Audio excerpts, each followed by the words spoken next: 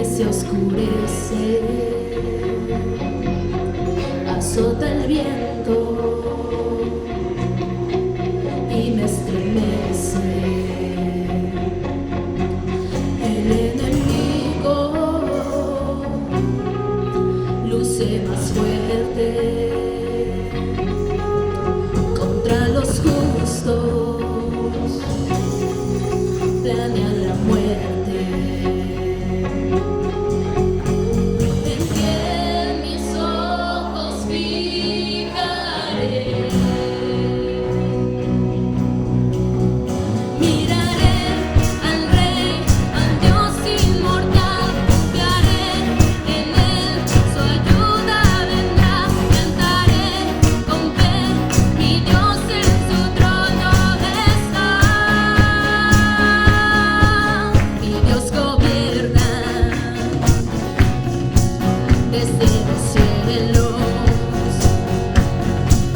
Todo lo observa,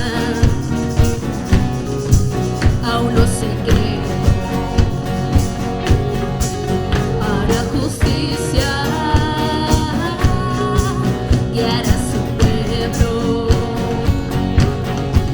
nadie derriba su fundamento. En él mis ojos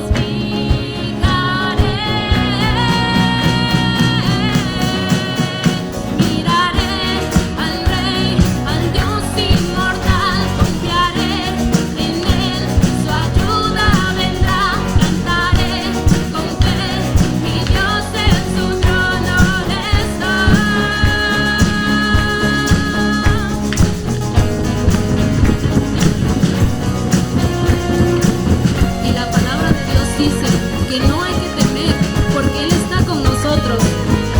Él nos acompaña a todo momento en este mundo caído. Su amor es verdadero.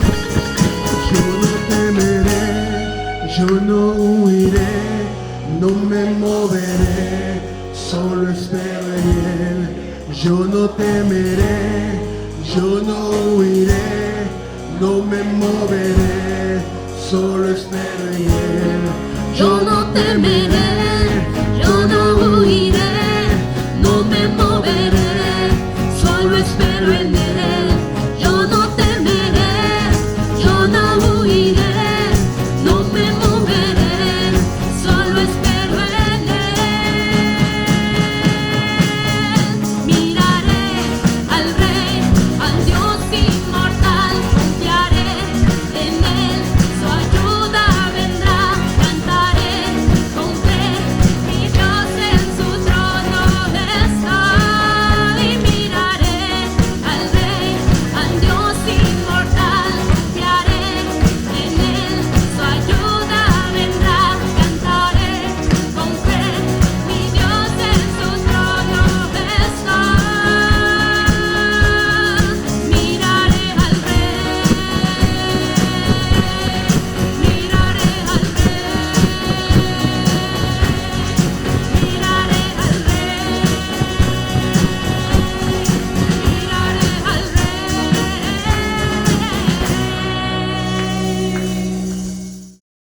Conforme lo vayan encontrando, Eclesiastés 7, del 14 al 18. ¿Listo? La palabra dice: cuando te vengan buenos tiempos, disfrútalos, pero cuando te lleguen los malos, piensa que unos y otros son obra de Dios, y que el hombre nunca sabe con qué habrá de encontrarse después. Todo esto he visto durante mi absurda vida: hombres justos a quienes su justicia los destruye, y hombres malvados a quienes su maldad les alarga la vida. No seas demasiado justo, ni tampoco demasiado sabio.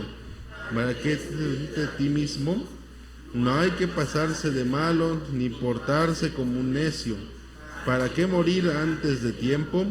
Conviene asirse bien de esto, sin soltar la mano de aquello.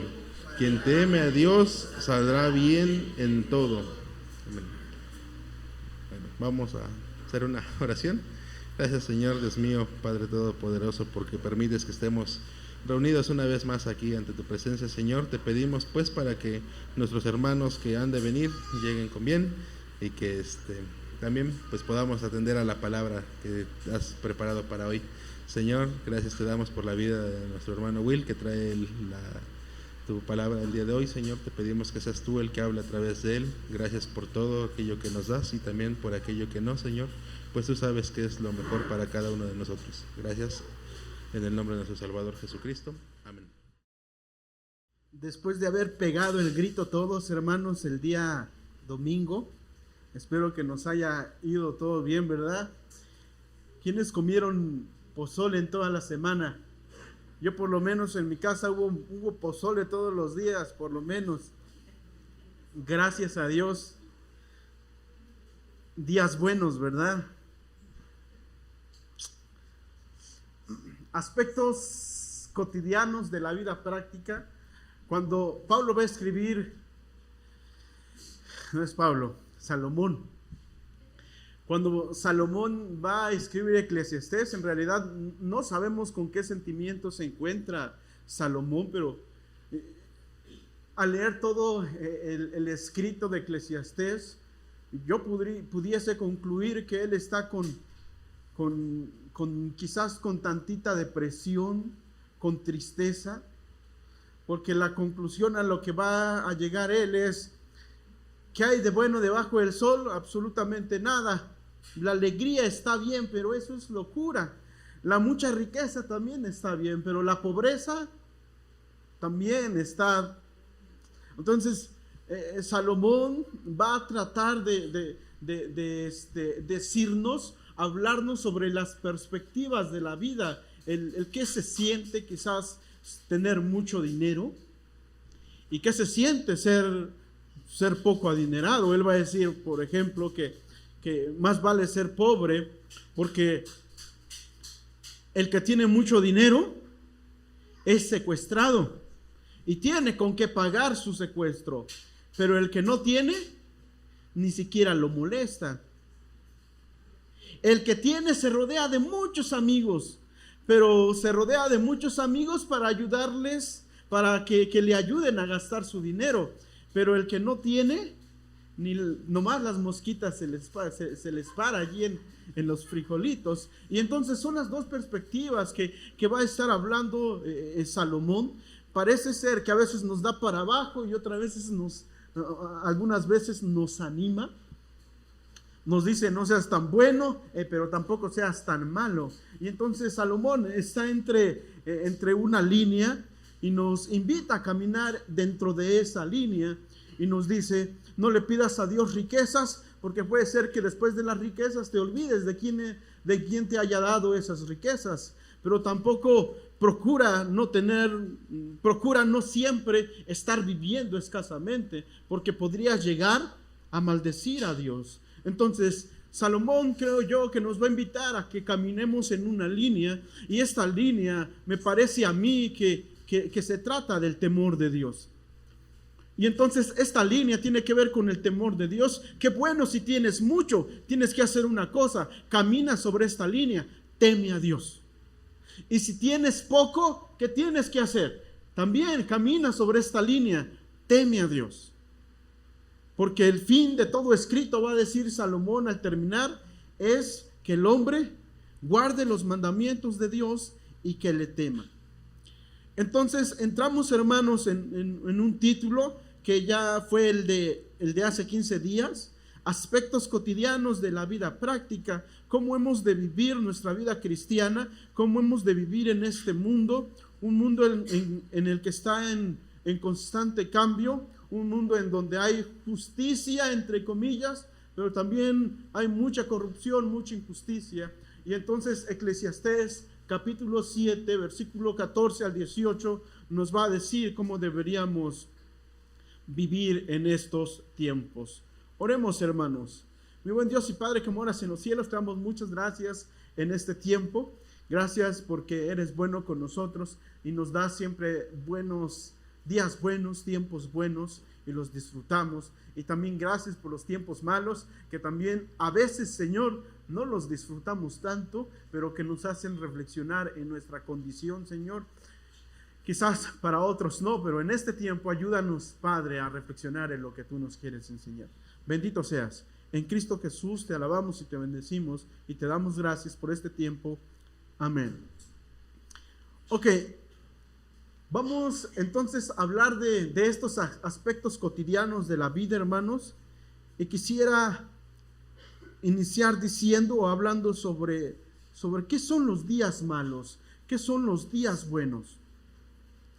Va a pasar algo bonito, porque Salomón no está hablando, en el texto no va a estar hablando de que un día tenga como adjetivo ser un mal día, sino que un día se convierte en mal día. ¿Por qué?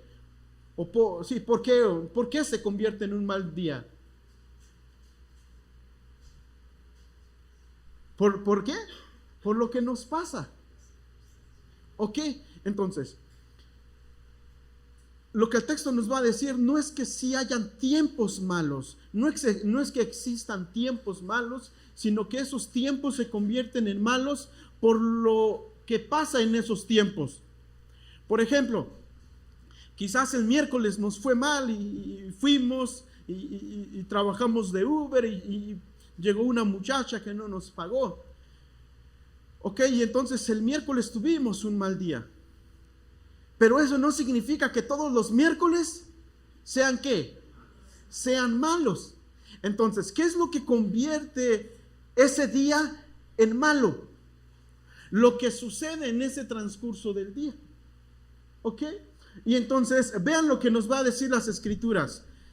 Cuando te vengan buenos tiempos, ¿qué tienes que hacer? Disfrútalos. Pero cuando te lleguen los malos, piensa que unos y otros son obras de Dios, son obra de Dios, y que el hombre nunca sabe qué habrá de encontrarse después. Bueno, encontramos aquí dos afirmaciones que Salomón nos hace.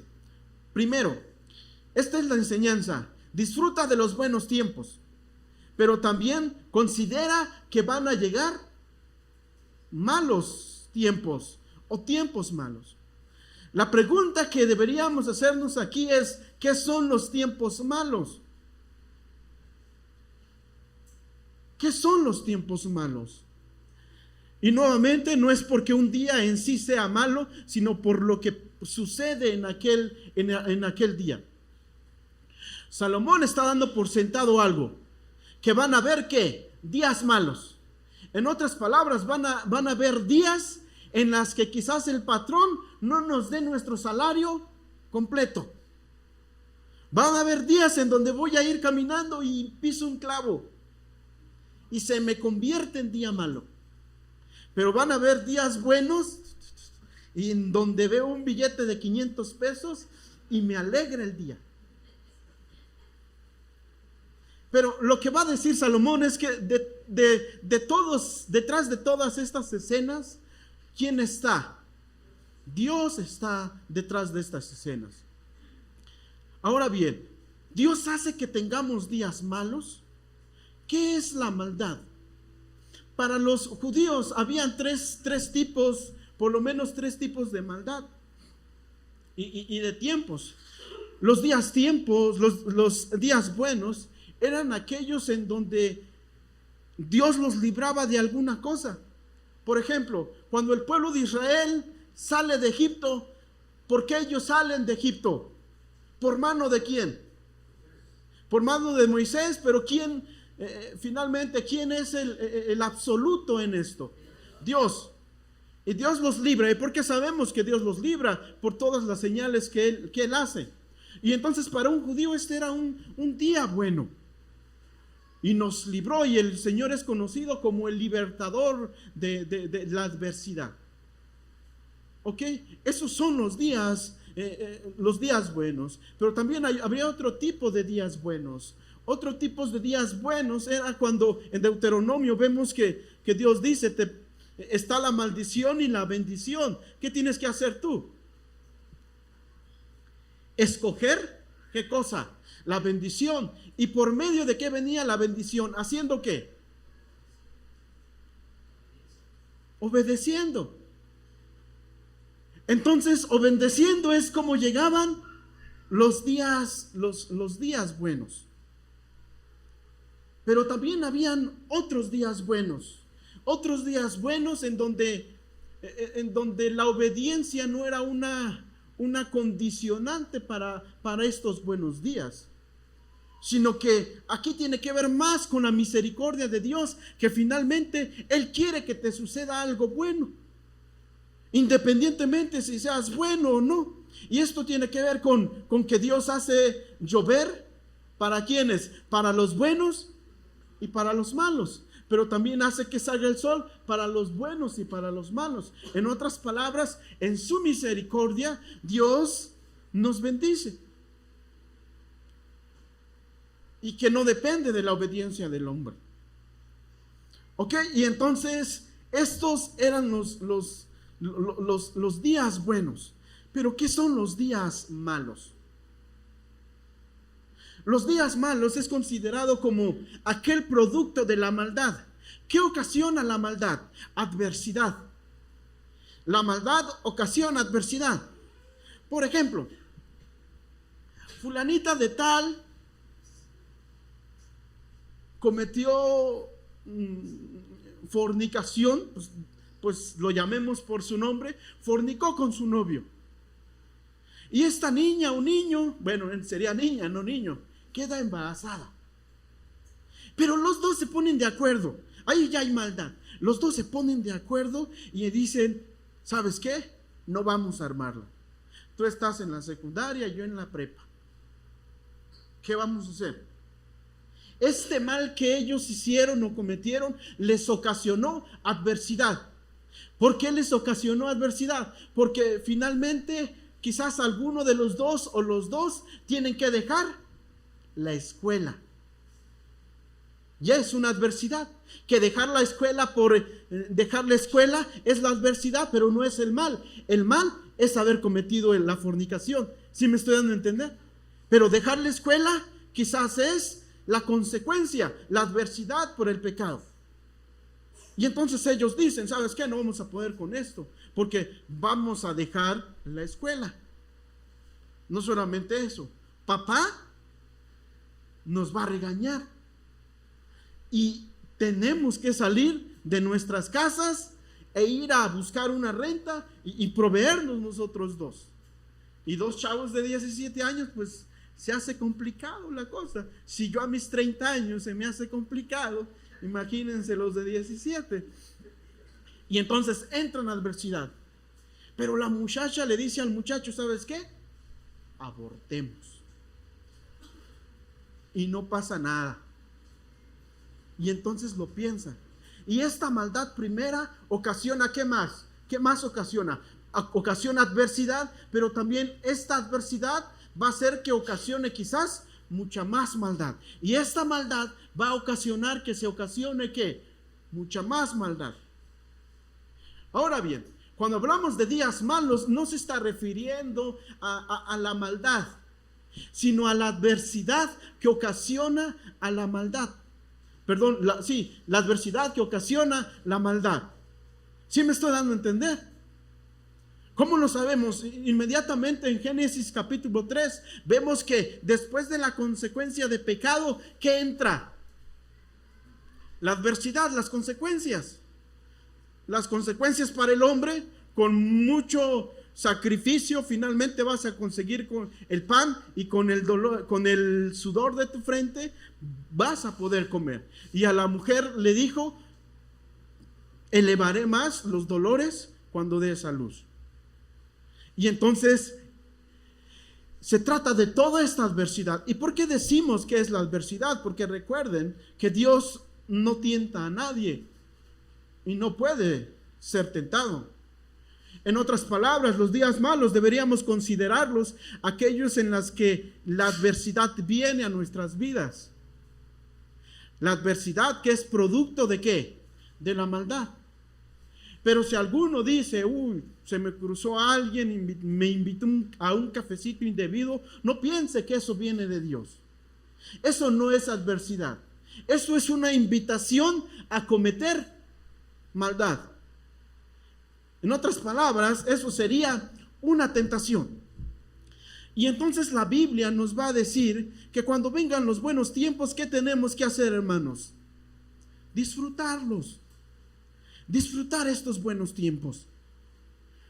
Tiempos en donde no hay adversidad. Tiempos en donde estamos sembrando naranjas y salen ¿qué? Naranjas. Y naranjas jugosas.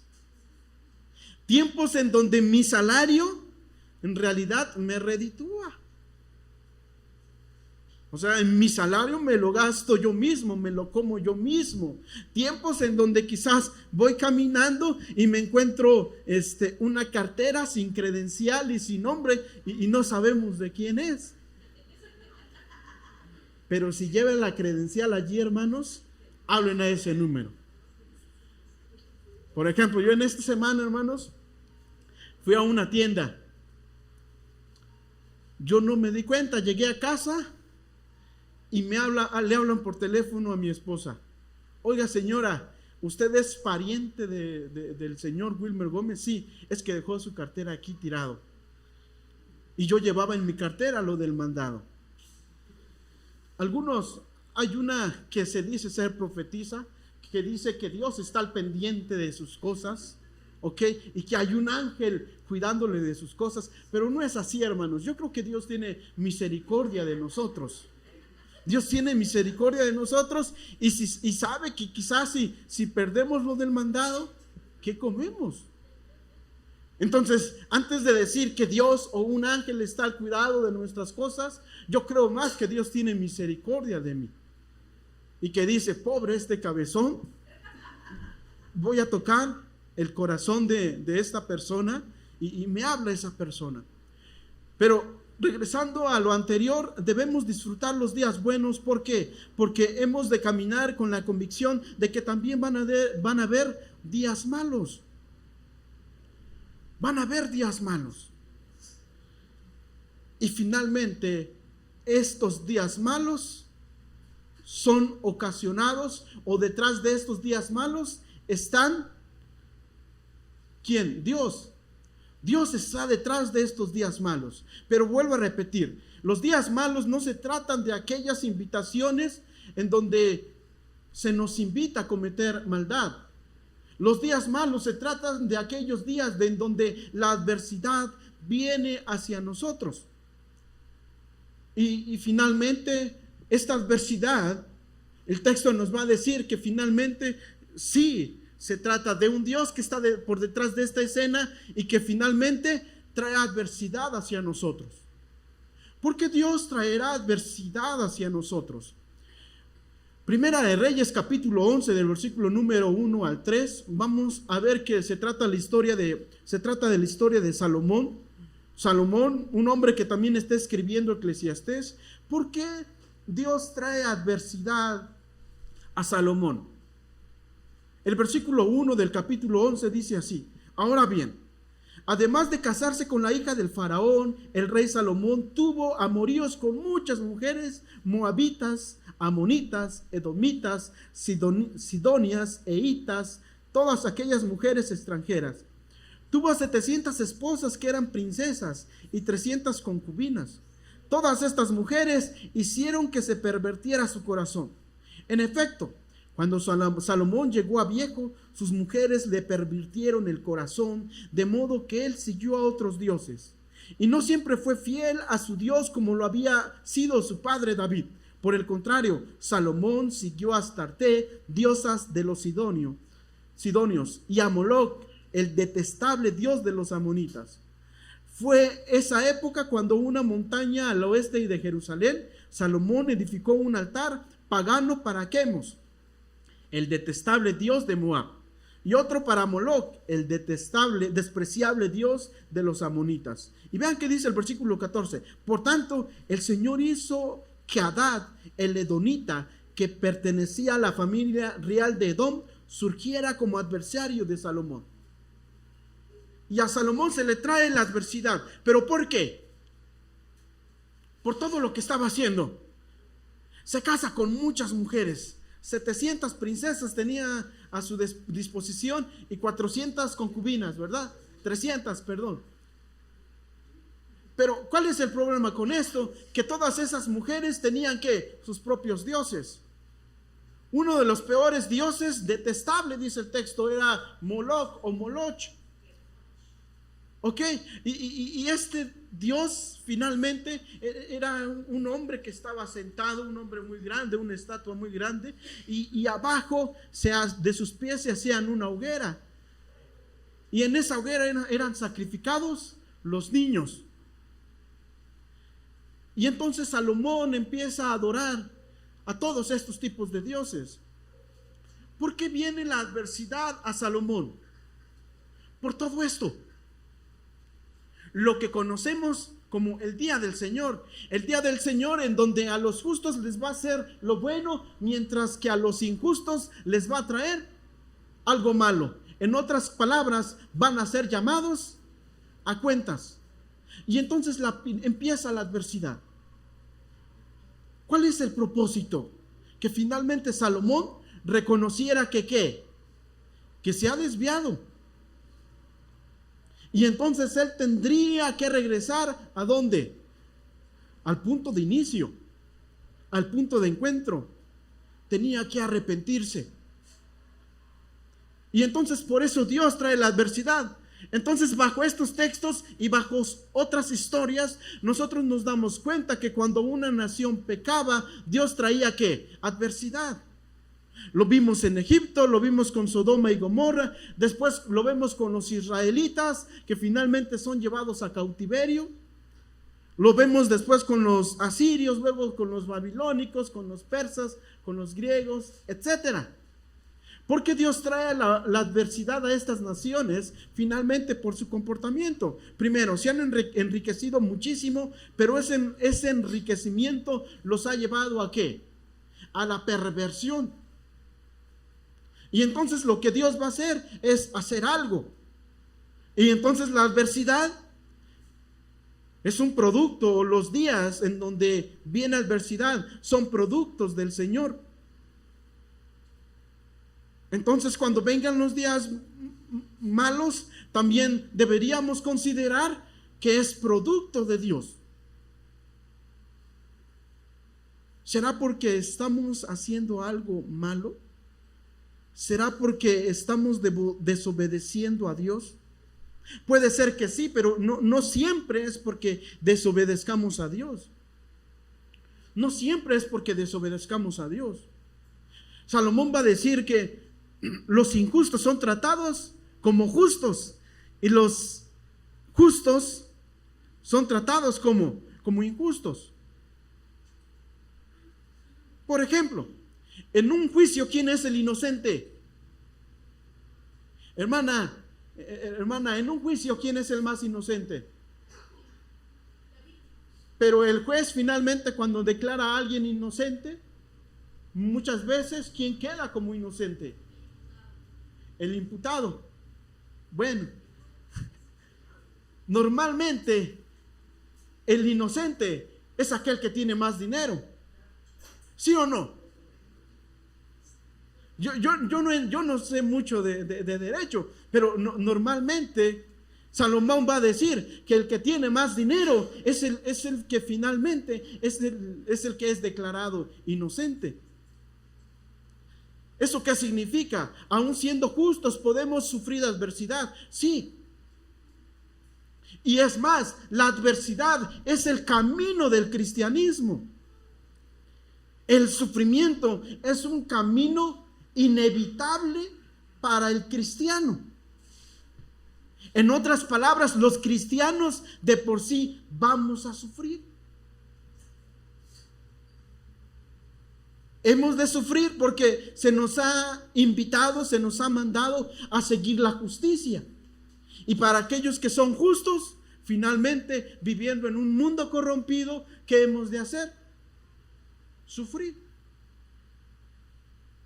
Y aquellos que finalmente son justos, son sobornados e invitados a ser injustos.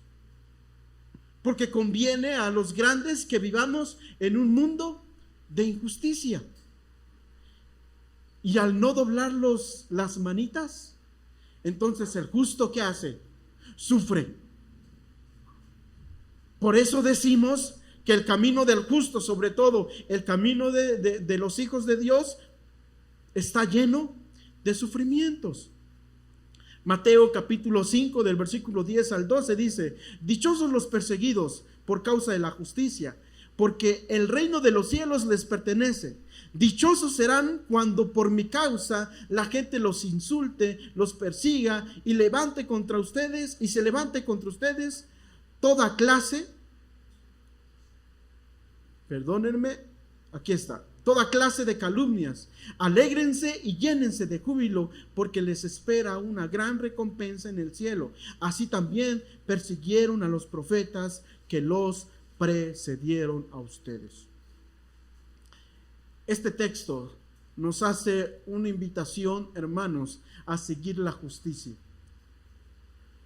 A seguir la justicia sin tenerle miedo al sufrimiento. Porque evidentemente sabemos que este mundo es injusto y que los justos sufren.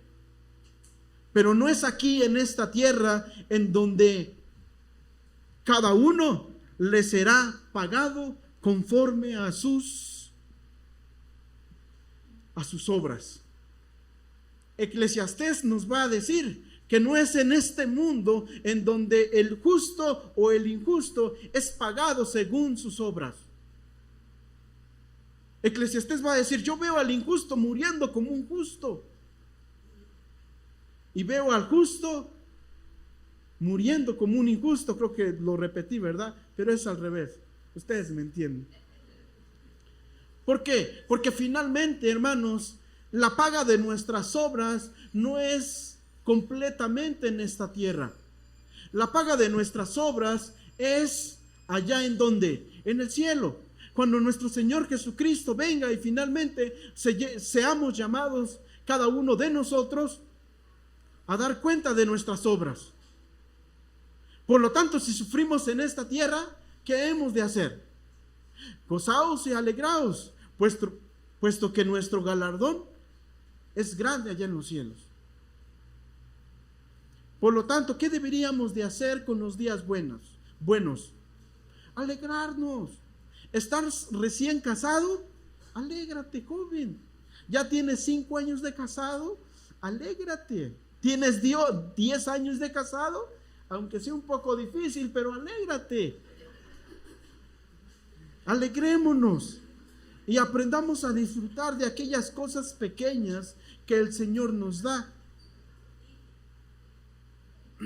Y piensen menos en por qué esto, en por qué aquello, en por qué sucede esto, en por qué el Señor me hizo nacer en México y no en Estados Unidos. Pensemos menos en eso, porque finalmente Salomón va a decir: no sirve de nada pensar en esas cosas, porque no vas a obtener nada. Lo único que vas a obtener es ¿qué? Deprimirte. Te vas a deprimir. Y que tu objetivo no sea alcanzar las grandes riquezas, porque ni siquiera sabes si lo vas a disfrutar. Tú no sabes si saliendo te atropella un carro y le dejas al yerno todo lo que hiciste. Y creo que de esto hablamos, sí, ya la hablamos, ¿verdad? En donde el yerno disfruta de todo y el suegro pues se esfuerza mucho. Y esto es finalmente locura, es vano. Vanidad de vanidades, dice el predicador, todo es vanidad. Disfruta tu vida con Dios, sabiendo que los días buenos y los días malos pertenecen a nuestro Señor.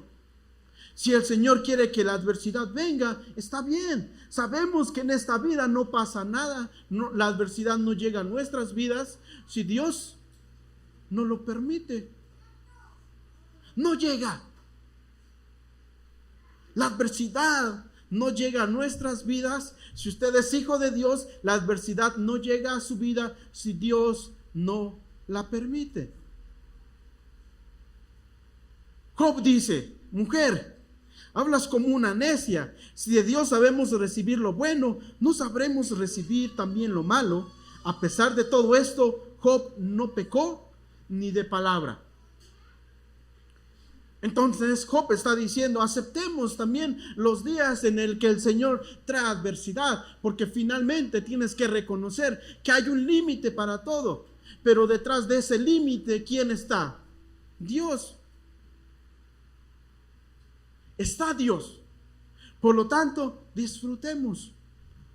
Considera que la adversidad sí va a llegar a tu vida, porque es el camino que has escogido.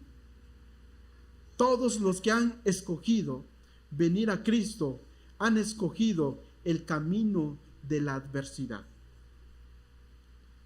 Porque por causa de la justicia seremos perseguidos. Y si no estamos siendo perseguidos, es que no estamos siendo muy justos. O quizás no estamos haciendo lo que nos toca. Le decimos sí a todo. Que la ideología entre a nuestras escuelas para no llevar la contraria, decimos amén, que entre, no pasa nada. Bajo esto, hermanos, entonces nosotros necesitamos entender que la justicia se premia entonces allá en el cielo y no en la tierra. Y la justicia la premia Dios, no la premian los hombres, porque los hombres también somos corruptos. Ya no hablemos de nuestros líderes que están allá arriba y no dependemos del color que traen allí en su logo. Todos los colores nosotros sabemos que son injustos. Y hay algunos que se atreven a decir que no se debería mencionar ni Dios en sus cabildos. Pero no se trata del porque sea de un partido y todo eso. No se trata de eso. Se trata de que finalmente la maldad es lo que está poseyendo este mundo. Y no importa por quién usted vote, ese por quien está siendo votado le va a decepcionar. ¿Por qué? Porque finalmente no toman en cuenta a Dios. Si nosotros, siendo hijos de Dios, a veces y muy pocas veces le tomamos en cuenta, ahora imagínense aquellos nuestros gobernantes. Por eso no esperemos que nuestro México mejore. La justicia se premia en el cielo y no en la tierra. Vean qué dice el versículo 15. Lo tienen allí en la pantalla, aunque creo que está muy chico, no sé, pero sí lo alcanzan a ver. Pero tienen su Biblia allí, hermanos. Abran su Biblia. Todo esto visto durante mi absoluta vida, dice Salomón. Hombres justos a quienes su justicia, ¿qué les hace? Los destruye. Hombres malvados a quienes su maldad les alarga la vida. Por eso decimos que la justicia no se premia en esta tierra. La justicia es celestial. Por eso nosotros sabemos que la justicia, ¿en qué se revela? ¿En qué se revela la verdadera justicia? Y esto lo deberían de saber aquellos que les di discipulado. Nuestra hermana Carmen se lo sabe. Hermana Carmen, ¿en qué se revela la justicia de Dios?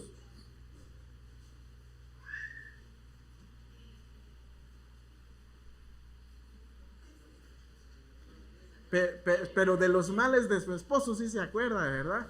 No se cree, hermano. Hermano Benjamín, ¿cómo que no fue, hermano? Hermano Jorge, ¿usted qué dice? ¿En qué se revela la justicia de Dios?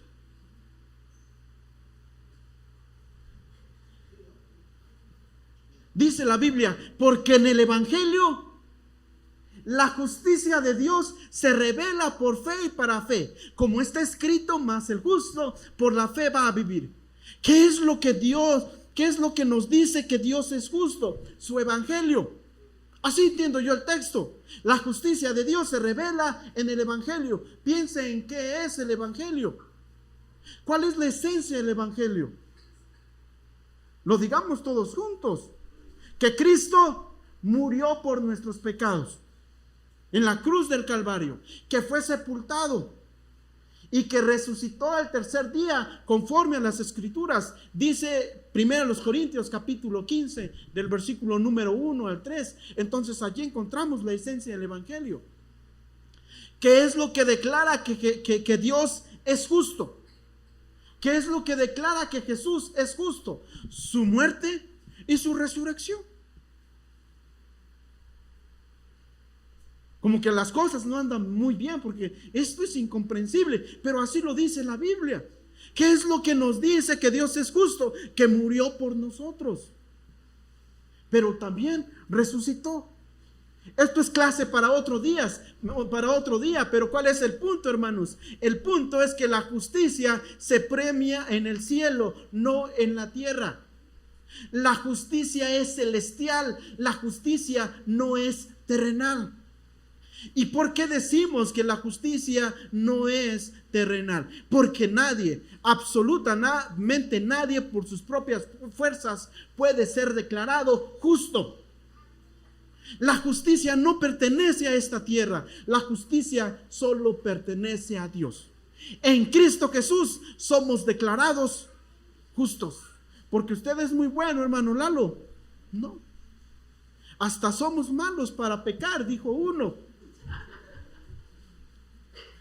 La justicia no es parte, no es terrenal, es celestial. Por lo tanto, la justicia se premia en el cielo, no en esta tierra. No espere tener mucho por ser justo, porque quizás sea lo contrario, usted tenga poco por ser justo. Gracias a Dios que empezó a llover, porque todavía eso me alarga mi tiempo aquí al frente. No se crean, hermanos, ya vamos a terminar. Ok. Entonces, hermanos, concluimos esta enseñanza con esto. Recuérdelo muy bien. Si usted busca la justicia, no es sinónimo de que usted enriquezca. Todo lo contrario. Si usted es justo, posiblemente usted tenga menos. Y no espere ser premiado por su justicia en esta tierra. Espere ser premiado por su justicia allá en el cielo. Porque usted fue declarado justo. No por sus obras, sino por las obras del Señor. Por lo tanto, aceptemos esto y abracemos esto. Y seamos justos. Animémonos a ser justos.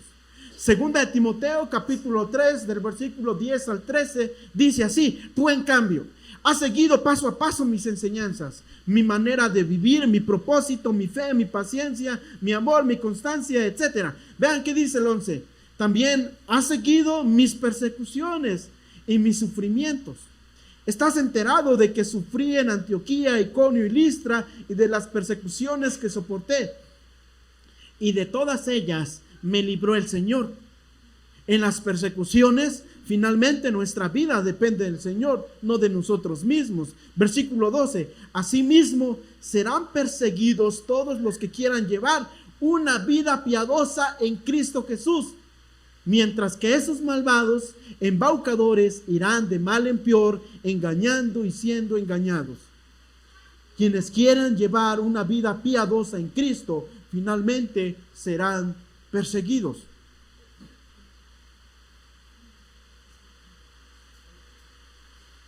Y esta es la primera enseñanza. Por lo tanto, si hemos tomado el camino del sufrimiento, ¿qué deberíamos hacer con los tiempos buenos? Disfrutarlos. Disfrutarlos. Si usted tiene un buen esposo, disfrute a su esposo. Que es chaparrito, no importa, pero lo tiene. Si usted no está casado, consideren buscar una buena esposa. Si no, la adversidad, usted la va a buscar. Y no le eche la culpa a Dios. Esta es la segunda enseñanza. Vive según la voluntad de Dios. Vean qué dice el texto. No seas demasiado justo, ni tampoco demasiado sabio para destruirte. ¿Para qué destruirte a ti mismo? No hay que pasarse de malo ni portarse como un necio. ¿Para qué morir antes de tiempo? Conviene asirse bien de esto sin soltar de la mano aquello. Quien teme a Dios, saldrá bien en todo. ¿Por qué pongo aquí esta enseñanza? Vive según la voluntad de Dios por esto. Así que no seas demasiado bueno ni demasiado sabio. ¿Para qué destruirte a ti mismo? ¿Cuándo hemos de hacer lo bueno y cuándo hemos de hacer lo malo? ¿De qué está hablando Salomón? Iba yo con mi esposa, yo iba manejando en un pequeño Atos, y me doy cuenta que como a unos metros están unas personas pintando un tope. Estaban haciendo como que le están pintando. Y estaban pidiendo para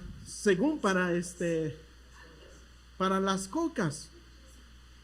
Y no recuerdo si les dimos algunos pesitos o no. Pero volvimos a pasar dentro de 15 días. Y los muchachos no habían terminado de pintar ese tope. Seguían allí. Ahora bien, nosotros deberíamos de pensar en cuándo deberíamos de darle quizás una limosna a cierta persona. La primera vez quizás yo les di, porque es nuestro llamado a apoyar en la necesidad. Pero después nos dimos cuenta que la persona estaba allí no por una necesidad y no haciendo las cosas que ellos decían que estaban haciendo. Y entonces alguien diría, ¿deberíamos de darles? Y para mí la respuesta sería no. Si quieres dinero, pues trabaja normalmente. Yo trabajo. Si yo siendo gordito trabajo, tú que estás más alto y más fuerte, hasta te pagan más. El punto, hermanos, es que nosotros deberíamos discernir entre cuándo hacer lo bueno y cuándo finalmente decir no. Hasta allí basta.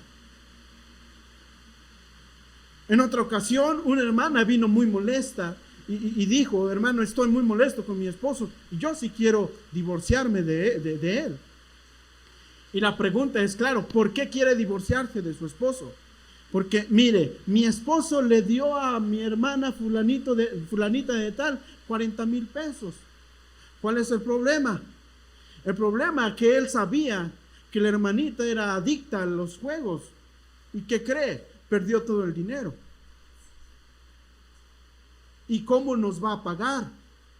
Pasó el primer mes y no nos ha aportado nada. Piensen en ustedes si debió este personaje si debió darle el dinero a aquella persona que era una apostadora. ¿Debió o no? ¿Qué es lo que pasó? Por darle, ¿qué es lo que hizo? Afectó su vida. Y entonces el texto dice, no seas muy, muy bueno. ¿Por qué? Porque te vas a destruir a ti mismo. Te vas a destruir a ti mismo. Si viene alguien a pedirte que seas aval, se le llama, ¿verdad? Piénsalo. Si son 100 pesos, bueno, pues yo te lo doy. Pero si son 100,000 pesos, piénselo.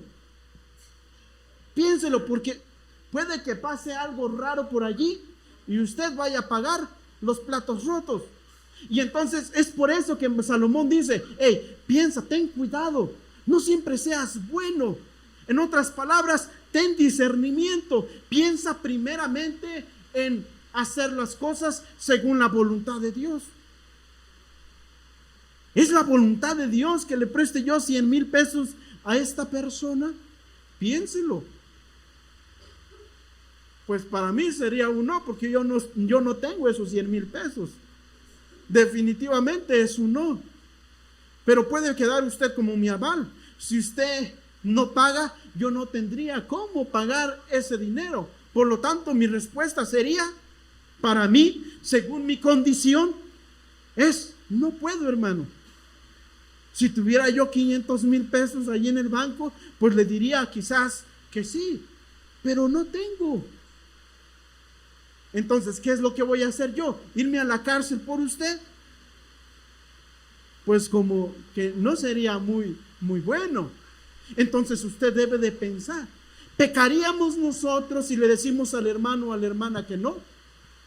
Según para que él necesite los 100,000 pesos.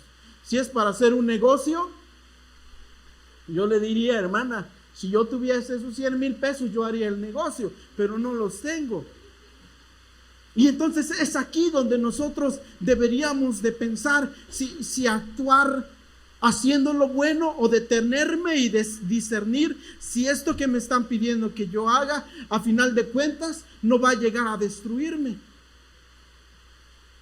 Debería yo de pensarlo, pero sobre todo, piense en hacer la voluntad del Señor. Piense. Se dice que una vez un joven iba corriendo porque había robado. Y entonces sale el dueño de aquella vaca con una escopeta. Y entonces va en busca para matarlo. Cuando se da cuenta una vecina, esconde al joven. Y cuando pasa el vecino le dijo: oiga, ¿ha visto un joven que me robó una vaca? Y la señora dijo: no le he visto. ¿Mintió la señora? Sí. ¿Estuvo bien su mentira o debió descubrirlo?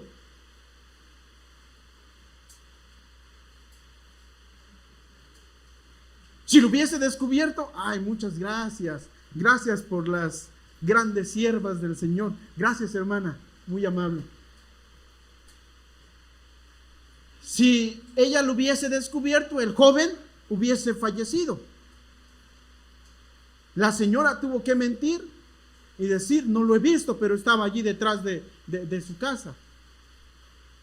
Deberíamos pensar cuál es la voluntad de Dios. Dice la Biblia, finalmente, no matarás. ¿Qué vale más?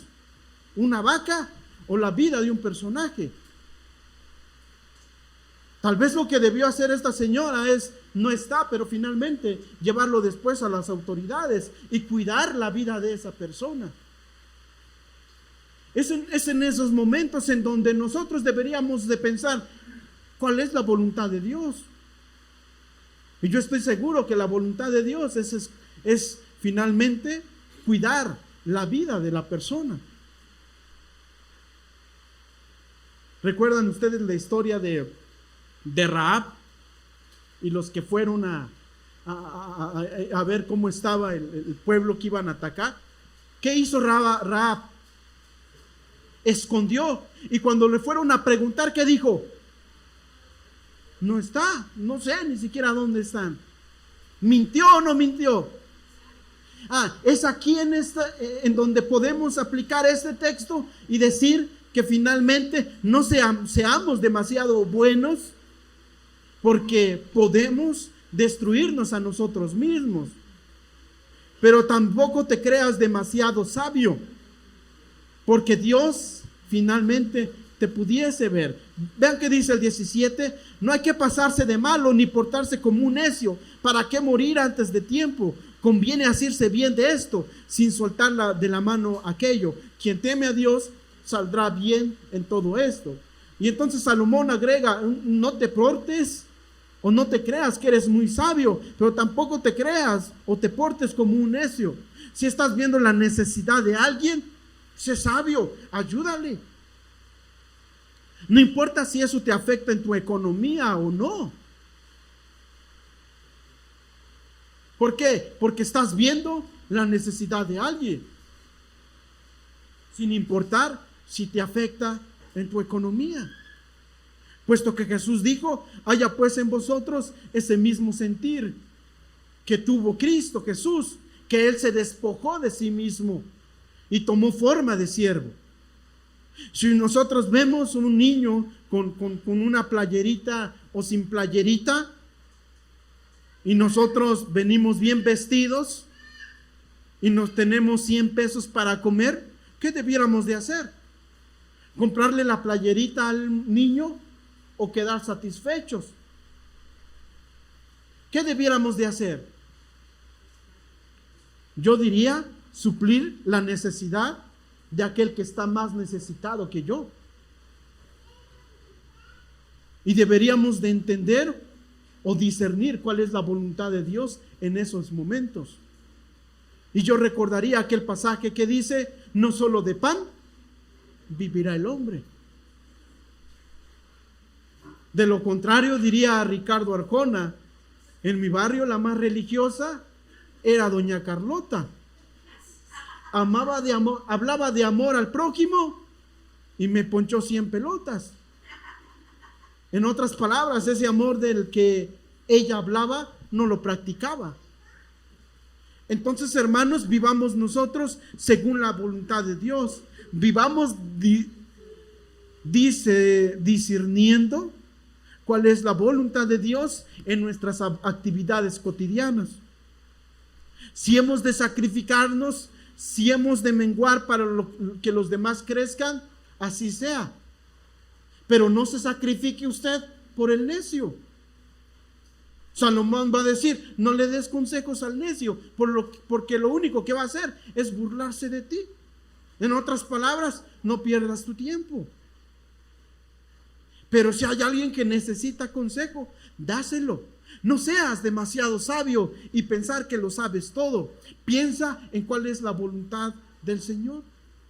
No seas arrogante, no seas orgulloso. Tienes que ayudar. Discierne los momentos en los que tienes que ayudar a una persona. O le ayudas no dándole, o le ayudas dándole. Y de estos hermanos hay muchas cosas que nos pasan en nuestra vida cotidiana que deberíamos analizar y pensar. Una señora llegó y toca el portón allá en el seminario y dice, ¿sabe que estoy muy necesitado? Soy enfermera del IMSS, pero mi mamá se me enfermó allá en Veracruz y necesito para mi transporte para llegar para allá. Y yo le dije, no tenemos nada, pero lo que puedo hacer es darle comida. Si quiere pasar, le doy de comer. Y dijo, no es que tengo prisa. Bueno, y le dimos unas frutas. Se las dimos porque en realidad no teníamos en ese momento. A los 15 días, una hermana me habla y dice, hermano, están buscando un pastor y quieren hablar con él. Y usted es el único que está allí. Y fui. Y era la misma señora. Ella no se acordaba de mí, pero en esta ocasión me dijo, oiga, necesito dinero, porque tengo a mi papá aquí en el IMSS y necesita una transfusión de sangre y todo eso. Y me muestra una identificación en donde ella era enfermera. Bueno, la historia aquí ya cambió. Primero tenía la mamá en Veracruz y ahora tiene el papá aquí en el hospital. ¿Le creemos o no le creemos? Y luego llegó una tercera vez, ya no habló conmigo. Pero son en esos momentos, en esas circunstancias en donde nosotros deberíamos pensar, ¿cómo le ayudamos más a esta persona? ¿Dándole o no dándole? Deberíamos pensar en eso. ¿Le ayudo más dándole o no? Y entonces es allí, hermanos, en donde deberíamos de vivir según la voluntad de Dios. Busca discernimiento y el Señor finalmente hará con nosotros. La conclusión en la que llega Salomón es, teme a Dios. Porque si temes a Dios, saldrás librado de todo esto. En otras palabras, tú vas a hacer lo correcto. Cuando no le des a alguien porque piensas que es una persona que no está necesitado y que nomás está viviendo de lo ajeno, cuando no le des, vas a hacer lo correcto. Pero cuando le des a alguien en necesidad, también vas a hacer lo correcto. ¿Por qué? Porque estás buscando finalmente temer a Dios. Y si tú buscas temer a Dios en cualquier circunstancia, vas a acertar. Pero busca siempre hacer la voluntad de Dios.